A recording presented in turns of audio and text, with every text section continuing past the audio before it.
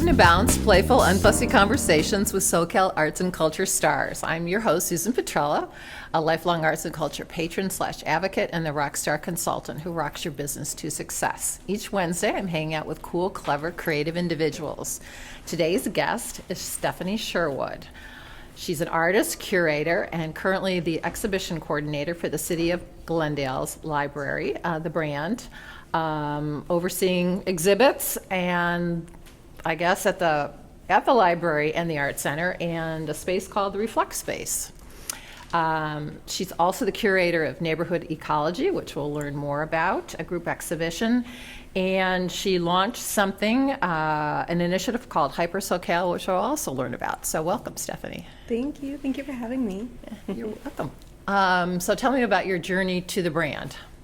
Oh, sure. Right. So as you mentioned, I'm an artist, primarily painting. So that's kind of like the start of my journey. So after art school, I kind of found some gigs here and there just to pay the bills. But eventually I got into a program at the Torrance Art Museum, which was a cohort program of artists and curators working together for 12 months. And then at the end of that 12 months, I ended up applying for a job there. So I worked at the Torrance Art Museum as a registrar for a while. Which is a municipal museum in the city of Torrance. And then I found my way to the Los Angeles Municipal Art Gallery, and I was working there as the assistant curator for a while there in Barnsdall Park. And then I got a job at LAX at the art program for the International Airport. So It must have been pretty cool. It was incredible, honestly, and I always sing the praises of Sarah Cifarelli, who's the director there. I learned so much from her. Like what? Well, let me see. She's an incredible writer, by the way, but mostly just seeing how she integrated the art program into the larger ecosystem of LAX was really impressive.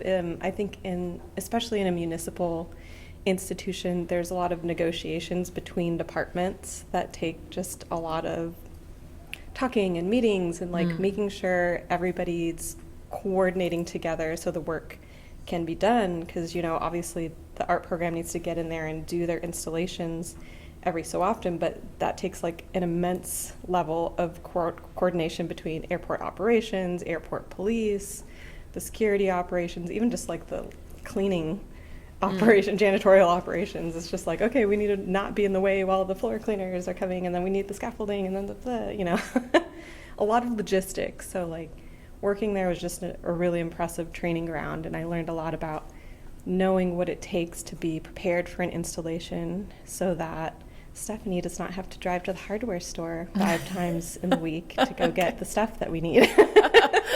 Was there a favorite exhibit that you were involved in there? Ooh, that's a really good question. There was a lot.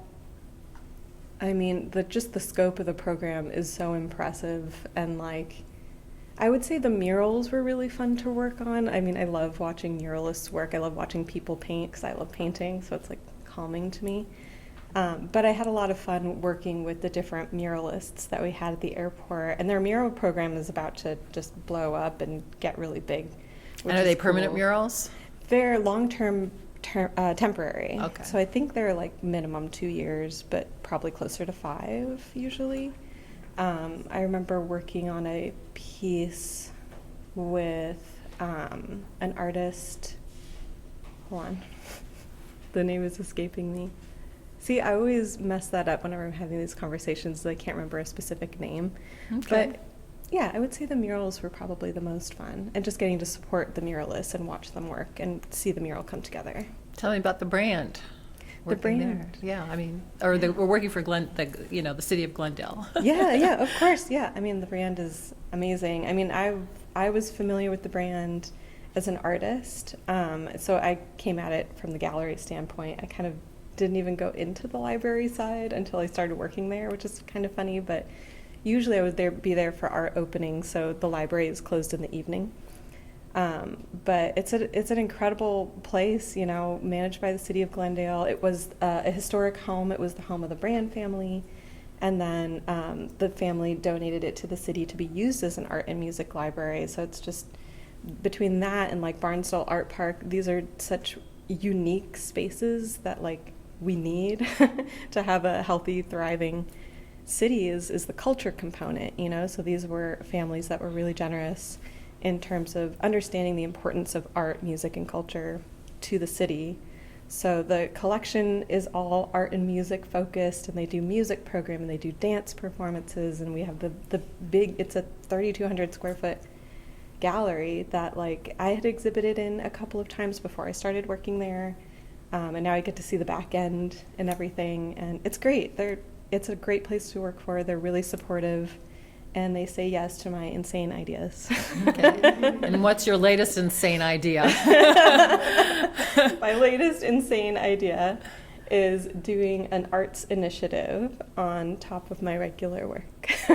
Okay. So Hyper SoCal is an arts initiative that's basically a partnership between a whole bunch of Southern California institutions that are all municipal or nonprofit, focusing on small to medium kind of niche organizations that might kind of struggle with awareness. That's something that I became aware of working at all these different places. I mean, besides artists, how many people know that LAX has an art program, right? Like most people you speak to would be like, oh, there's art in the airport? Or like, oh, I didn't know there was a library in Glendale that had a huge gallery, you know? Or that Forest Lawn Cemetery has an art museum, you know? There's all these places that I think like most people just don't know about, and like I wanted to try and like band together this group of incredible places that have small but mighty teams and limited resource, but still put on these incredible shows to amplify the programming, amplify the messaging, and get the word out. So, And she's got a little brochure. So tell, I mean, how did you do that though? I mean, what was the process to put that start together? it, Yeah. it was really kind of a, what would you call it, grassroots campaign of like word on the street, kind of like me reaching out to my small group of people I knew who I'd either worked with previously or were friends of friends, and like trying to say, okay, here's our core group, here's our idea, we're all on board with it. Now go forth and like reach out to your people and see how we can spread the connections. It's kind of a hard thing to like cold call. I did try a few cold calls just like to organizations that I was aware of, but I didn't have that personal connection. And I think it kind of takes that personal connection to know, hey, like we've worked together. I know that when you say you're going to do something, you will follow through with that. I know that's like a very just basic human thing. But that's how it kind of grew. So we started with a core group of maybe 10 Okay. orgs that were on board, and kind of were like, okay, yeah, let's do this thing. And, you know, it's inspired by the Getty's PST initiative, or the SUR Biennial put on by Cerritos College, or lots of other kind of initiatives that were really just meant to like bring like-minded folks or organizations together to help amplify what you're already doing. So is there an overall theme, or you're just really highlighting the organization and they can kind of put on, I mean, they have their own, exhibition calendar or whatever, and you're just really highlighting that space? Yeah, it's more highlighting the spaces and ultimately the artists that they support. Especially with these organizations, we all have a very similar mission and goal, which is to support Southern California artists. So I just basically said, okay, it's going to be all of 2026. We're going to have a spring, summer, and fall like push of like each season. So tell me which project you want us to highlight. We'll get it on the web page. Oh, okay. And we'll go from there. So the brand exhibition Neighborhood Ecology is part of the spring season of Hyper SoCal, and then we'll switch gears over to summer in June.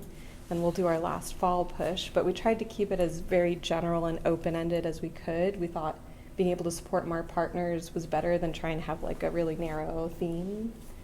So you could have others join this year, or no, it's pretty well set? It's well set now, unfortunately. It's Okay. like, this is our first go-around, so we kind of wanted to like not bite off too much, and just make sure that we could do everything nice and organized. So we have our set list of partners on the webpage for 2026, but we're hoping to make it an every 2 years type of thing. Okay. So hopefully in 2028, like after we get our initial launch year, get through our initial launch year, then we can grow it. We can get some more partners and just help each other. Tell us about some of the spaces. What's the craziest space? Craziest space? Craziest space. There's something about a gas station, wasn't there? Oh my gosh, yeah, I'll tell you about the gas station. That's one of our 3 main exhibit spaces as a part of the Library Arts and Culture Oh, I don't think I've ever Department. seen that one. It is called Adams Square Mini Park Gas Station. It's an old style gas station, with a little overhang, kind of mid-century. Is it right there modern. where the library is? It's in a slightly different part of Glendale. I think Okay. it's like 15 minutes from Brand. Okay.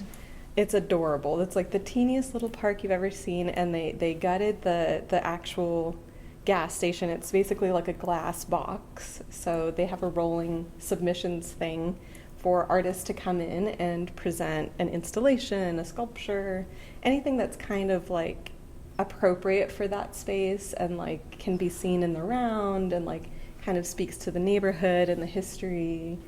But it's amazing. The current exhibit that's part of our Hyper SoCal initiative is by an artist and curator named A. Laura Brody.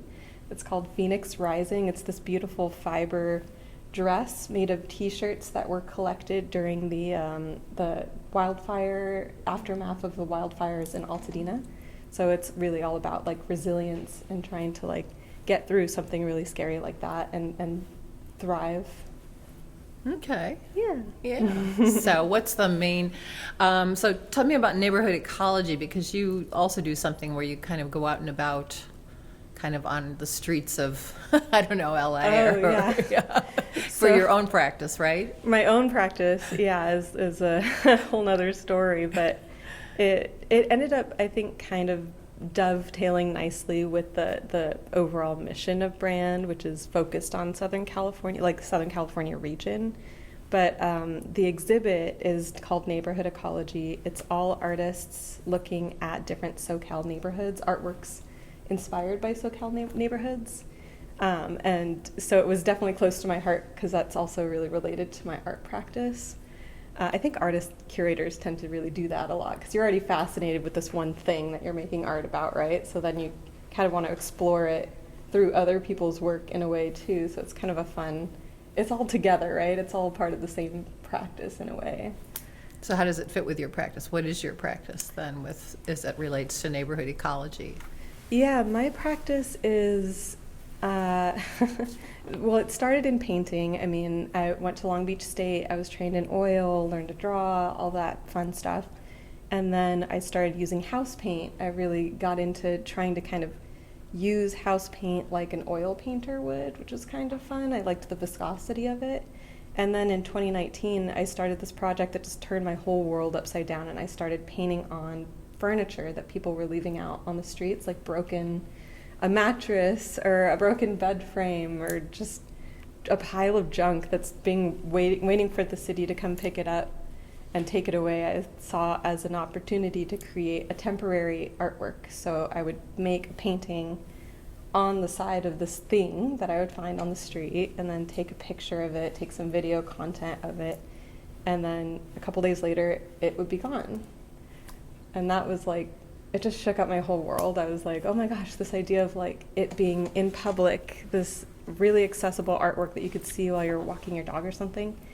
And But transient, but very transient, because it got, well, how would you Right. do that though? You just like pick a neighborhood and walk around and see if there's like, I don't know, I didn't find you could garbage pick very well here. I don't know. Right, Like so- back east, I have this chest of drawers that I, garbage pick with my mom, like, I don't know, probably 25 years ago or whatever. I don't know. It just And you seems still like, have it? Oh yeah. Amazing. Yeah. I know, But- sometimes you find really nice stuff, Yeah, so I try yeah. not to paint on the nice stuff. I try and paint on the very not nice stuff. So but- you just like go out walking in a neighborhood and like with your paint, or how does it all come about? Well, usually I've never been lucky enough to work close to where I live, so I'm always commuting. I'm always driving all over the place. And we thank her for coming from the far north today. I don't know where, I know she's Glendale, but I don't know where she lives, but it might be way up there too. Mid-city, close to mid-city. LACMA-ish area. Oh, so I okay, commute. well, still a bit of a hike. I'm usually just kind of running around all over the city. So usually I'll see something and I'll make a note of it. I have probably 1 billion voice notes in my phone of cross streets that I want to come back to. And I'll have my painting kit in the truck and I'll try and just go first thing in the morning, see what I can do, and then take pictures and then leave, go to work. Kind of like a Banksy kind of thing. It's an intense, yeah. Although yeah. they just unmasked him, which I'm really upset about. It's like, What? I didn't even hear about this. Oh, my God, I'm well, behind the Reuters. Reuters did something to finding his name, and it's like, why did you have to do that? No, don't ruin it for Yeah, us. We don't like ruin the it, but mystique. yeah, really, we like the mystique. So, do you like put some initials there that maybe somebody would like, find out? Do you initial it or just leave it? I rarely do. Do? I never think of signing stuff. I'm really bad about that, but I've been told that it's very clear that it's my thing. So that's nice to hear. That's a very nice compliment that it's not, you wouldn't mistake it for someone else's work. It's very And its Shay own might have thing. some questions later because she did that in the 80s or whatever, street art cool, or oh my whatever, gosh. somewhat. I don't know, furniture though, but that's Yeah. kind of very cool. It's fun. So, yeah. And so since I've been doing that work, I've gotten some good feedback, and I've been invited a couple times to bring furniture into galleries and museums and create a site-specific installation. My biggest one was at TAM actually this Okay. past summer. Oh, okay. Where it's like, so I'm basically a glorified furniture mover now. Well, that's okay. But it's fun. It's more like this idea of adding on to something that already has this obvious visual history. Like, I love when stuff has duct tape around it because people were trying to fix the thing, or stickers, or they wrote their name on it, or little personal moments that reminds me this was a piece of furniture that this family loved and served them for many years, and now I get to just kind of add one last something before it goes bye-bye. And do you find things that end up in your home that are serviceable? Sometimes, Yeah. yeah, totally. And sometimes I'll keep a piece of something. Well, usually if I'm doing something in the gallery, I'll keep a piece of something because I'm curious if it could be, I call it remnant. I have some pieces that are remnants of larger pieces that I sometimes exhibit as well. So it's a fun project. So you're an artist and a curator. So they kind of go together very well for you, correct? Yeah, Kind of play on one another? Yeah, always. I mean, I feel like I started curating when I was still in art school in the student galleries, and I fell in love with it because I loved the community aspect of it. I loved being able to bring different artists together who maybe hadn't met before, and then getting to see them nerd out on each other's work was really fun. And maybe Versus being this isolated artist? Yeah. I think creating a conversation was really rewarding for me. So and I was thinking back before our conversation today, I was thinking back on how my teachers were always like, Stephanie, you're like our cheerleader. I've always been once I found my tribe, that artists were my tribe, all of a sudden I was like, okay, these are my people, this is where I'm supposed to be, and I want to support them. So everything I do is trying to do that ultimately, support my fellow artists. Very important, but about community and such. Totally. So I think that's what it's all what about. haven't you done that you'd like to do? Are you given free reign at the, at the brand? Because so you've got the library, which is rather historic, which is the home, and then there's kind of like a middle space. I kind of remember my husband and I went up to the PST Science and Art when it was the JPL. Oh my God, it was I'll never forget the wind coming from Mars and Yeah. flapping the fronds or something like that. It was so cool. It was just so cool. And then you got David that middle Bowie. space where there was photographs of, I think, maybe all the different JPL Oh, people. the or hallway, whatever. yeah. The hallway. Yeah, Is it's that the ReflectSpace? No. That's the connector hallway to Connector, the okay. library. And that's still technically part of the gallery. And then there's the courtyard. And ReflectSpace Gallery is located at Glendale Central Library in downtown Oh, okay. Glendale. It's about 15 minutes away. They have two curators, Arananihid Oshagan. I just manage the install crew, so we just work together closely to kind of iron out the schedule together.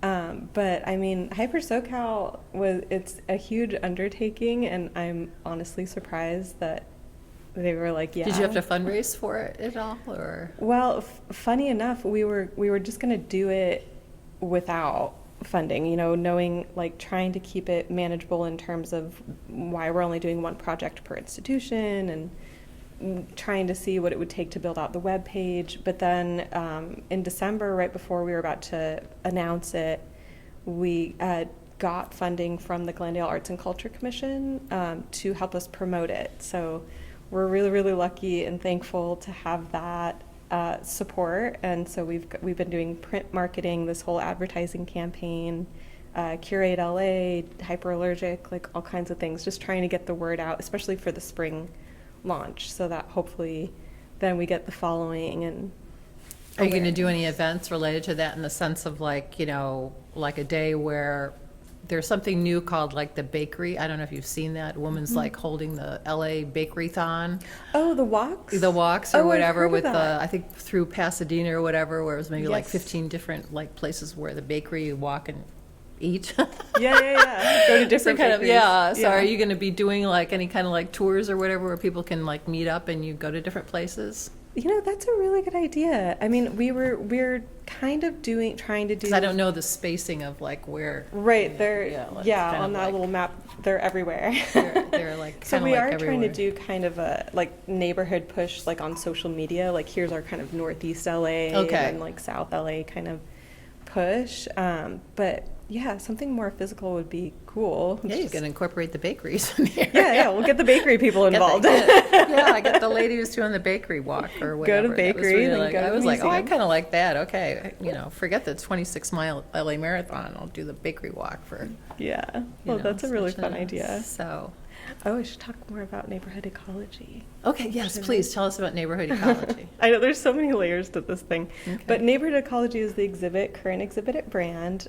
So there's 14 professional artists, all with totally different work: photography, painting, sculpture, film, a more sculptural presentation of a film. We have drone footage of Oceanwide Plaza, the big towers in downtown LA, paper pieces. Yeah, it's amazing. And then it's also our third partnership with Glendale Unified School District. So we have high school students who are responding to the neighborhood ecology prompt theme, kind of integrated in with the professional artists. So Okay. it's another aspect of it. So, can you highlight a couple of works that Oh, are yeah. there? Let's see. Baha Danesh is another artist and curator who I'm familiar with. She works at Art Share LA, and she's also an amazing photographer. And she did a project called Pretty Pollution, where it's these photographs of sunsets that she fuses onto bullseye glass. So they're all these kind of sculptural glass pieces. And then Susan Feldman is a self-taught artist who's got a studio in Inglewood. She built her own city, miniature city, like these little buildings. There's 53 of them about this size, so that it's actually like a whole city that you can walk through, and it's like this utopia.